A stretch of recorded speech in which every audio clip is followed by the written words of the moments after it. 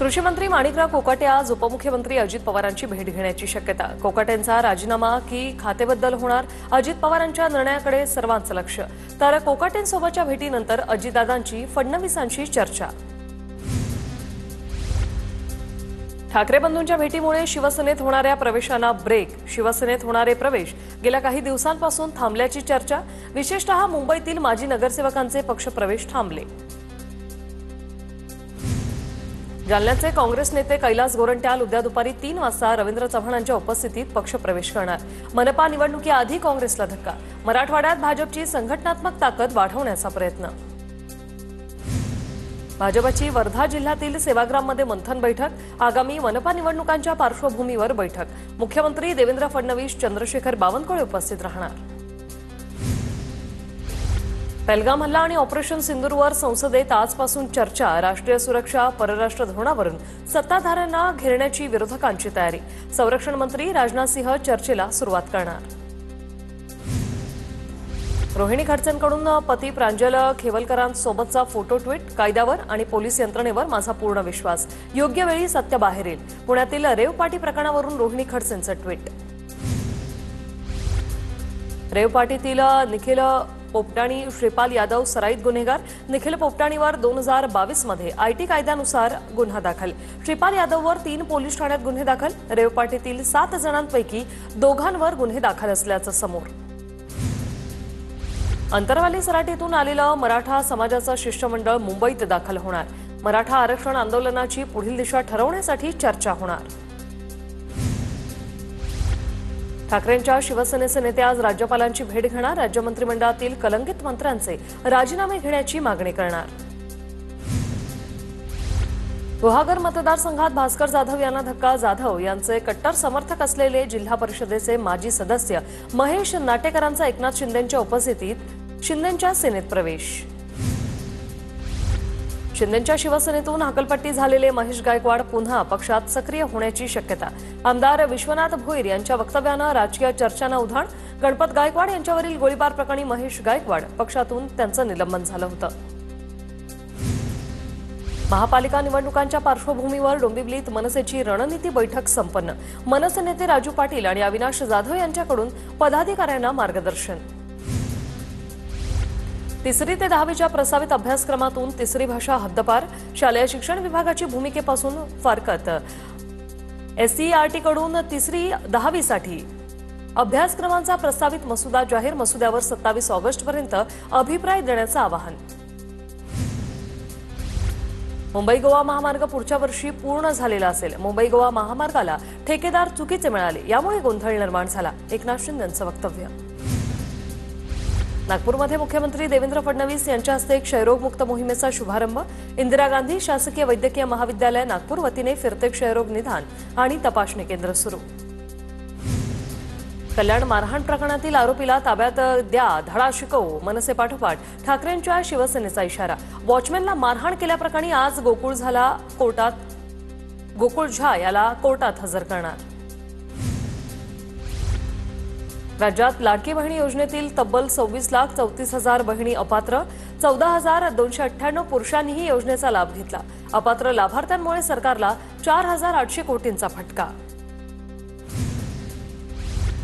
अपात्र ठरलेल्या अर्जदारांचा लाभ जून महिन्यापासून तात्पुरत्या स्वरूपात स्थगित। जिल्हाधिकाऱ्यांकडून शहानिशा करून पात्र उमेदवारांसाठी लाभ पुन्हा सुरू होईल। दोषींवर योग्य कारवाईचा निर्णय घेतला जाईल। आदिती तटकरे यांचं ट्विट। अंगणवाडी सेविकांच्या नियुक्तीसंबंधीचे निकष पदोन्नतीच्या प्रक्रियेसाठी लागू राहतील।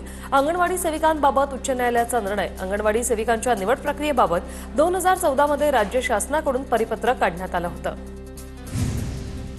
पहिला श्रावणी सोमवार निमित्त भीमाशंकरच्या दर्शनासाठी भाविकांची मोठ्या प्रमाणात गर्दी। पहाटेची आरती झाल्यानंतर मंदिर भाविकांसाठी खुलं। श्रावणी सोमवार निमित्त मुंबईतील बाबुलनाथ मंदिरामध्ये दर्शनासाठी भाविकांची अलोट गर्दी। मंदिराच्या गाभाऱ्यात आणि परिसरामध्ये आकर्षक विद्युत रोषणाई। श्रावण महिन्यातील पहिला सोमवार निमित्त परळीतील वैद्यनाथ मंदिरामध्ये दर्शनासाठी भाविकांची मोठी गर्दी। भाविकांसाठी रात्री 12 वाजल्यापासून मंदिर खुलं करण्यात आलं। 12 ज्योतिर्लिंगांपैकी एक असलेल्या नाशिकमधील त्र्यंबकेश्वरच्या दर्शनासाठी पहाटेपासूनच भाविकांची गर्दी। श्रावणी सोमवार निमित्त पहाटे त्र्यंबकेश्वराची विधिवत पूजा आणि अभिषेक। पहाटे 4 वाजल्यापासून भाविकांना मंदिर दर्शनासाठी खुलं। छत्रपती संभाजीनगरमध्ये वेरूळमधील घृणेश्वर मंदिरात पहिल्या श्रावणी सोमवार निमित्त भाविकांची गर्दी। भाविकांची गैरसोय टाळण्यासाठी मंदिर प्रशासनाकडून खबरदारी। पहिल्या श्रावणी सोमवारी हिंगोलीच्या औंढा नागनाथ मंदिरात भाविकांच्या रांगा। मध्यरात्री मंदिर भाविकांच्या दर्शनासाठी खुलं। आमदार संतोष बांगर यांच्या उपस्थितीत सपत्नीक शासकीय महापूजा संपन्न। छत्रपती संभाजीनगरच्या घृणेश्वर मंदिरात सेवेकऱ्याला भाविकांकडून बेदम मारहाण। बंद द्वारातून भाविकांना प्रवेश देण्यास मज्जाव केल्याने मारहाणीची घटना सीसीटीव्हीत कैद।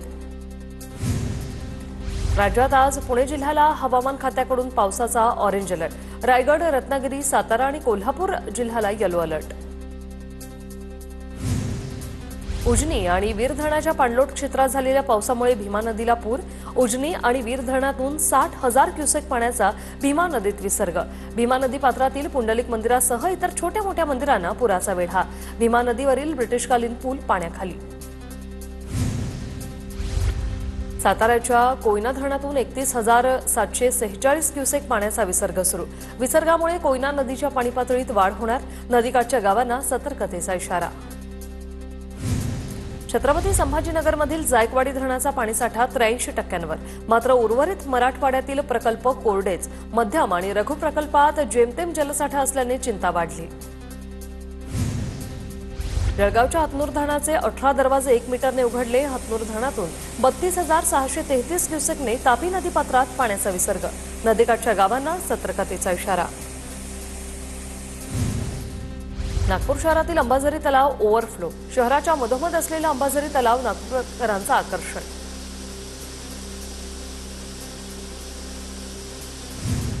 कोल्हापूर जिल्ह्यात पडणाऱ्या जोरदार पावसामुळे पंचगंगा नदीच्या पाणी पातळीत वाढ। इचलकरंजी शहरातील लहान पूल वाहतुकीसाठी बंद। सध्या मोठ्या पुलावरून वाहतूक सुरू। पुण्यात मुसळधार पावसाची हजेरी। पुण्यातील भिडे पूल पाण्याखाली तर खडकवासला धरणातून विसर्ग वाढवला। नदीकाठच्या नागरिकांना सतर्कतेचा इशारा। गोंदिया जिल्ह्यात काल झालेल्या मुसळधार पावसामुळे 5 घरांचं पूर्णतः तर 364 घरांचं अंशतः नुकसान। जनावरांच्या 135 गोठ्यांचंही मोठं नुकसान। सालेकसात 1 महिला गंभीर जखमी तर धान पिकाची हजारो हेक्टर शेती पाण्याखाली। सांगलीतील कृष्णा नदीपात्रात रंगल्या होड्यांच्या शर्यती। दरवर्षी श्रावण मास निमित्ताने कृष्णा नदीत पार पडतात होड्यांच्या शर्यती। केशवनाथ मंडळाच्या वतीने करण्यात आलं होतं आयोजन। गणेशोत्सवात मंडप उभारण्यासाठी खड्डे खणल्यास आता मंडळांना 15,000चा दंड ठोठावला जाणार। परिपत्रक काढत मुंबई महानगरपालिकेचा गणेश मंडळांना इशारा। तर पालिकेचा हा पवित्रा मंडळांसाठी जाचक असून दंड रद्द करण्याची मंडळांची मागणी। छत्तीसगड मार्गावरील 26 रेल्वे गाड्या रद्द राहणार। 23 ते 30 ऑगस्टपासून बिलासपूर झारसुगुडा दरम्यान 4थ्या लाईनचं काम सुरू। महाराष्ट्र, पश्चिम बंगाल, गुजरात, राजस्थानच्या प्रवाशांना फटका बसणार।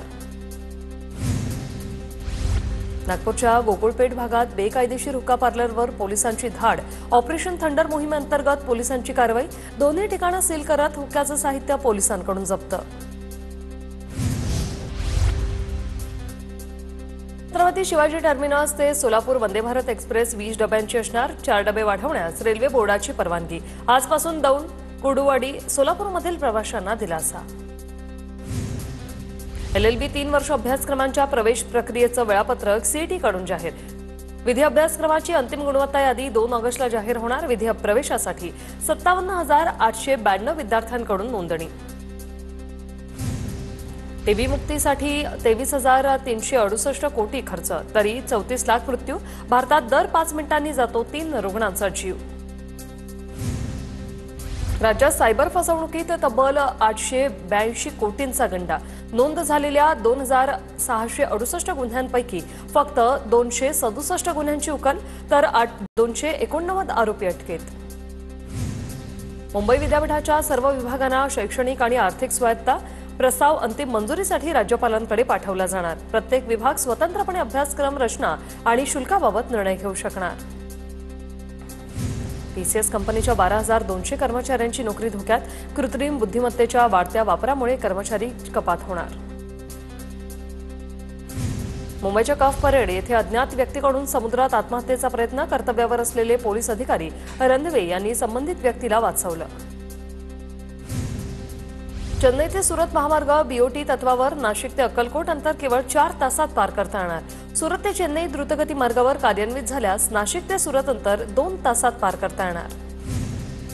अंबरनाथच्या लोकनगरी मैदानावर पडदे लावून नव्या अनधिकृत गाळ्यांची उभारणी सुरू. लोकनगरीच्या भूमाफियांशी अतिक्रमण विभागाचे लागेबंदे असल्याचा आरोप. अनेकदा बातम्या देऊनही पालिकेकडून कारवाई नाही. कल्याणच्या खडकपाडा परिसरात नागरिकांचा खोदलेल्या रस्त्यांवरून जीवघेणा प्रवास. भर पावसाळ्यात खोदून ठेवलेल्या नाल्यांचं काम 15 दिवसांपासून ठप्प. महापालिकेच्या नियोजनशून्य कामावर नागरिकांचा संताप.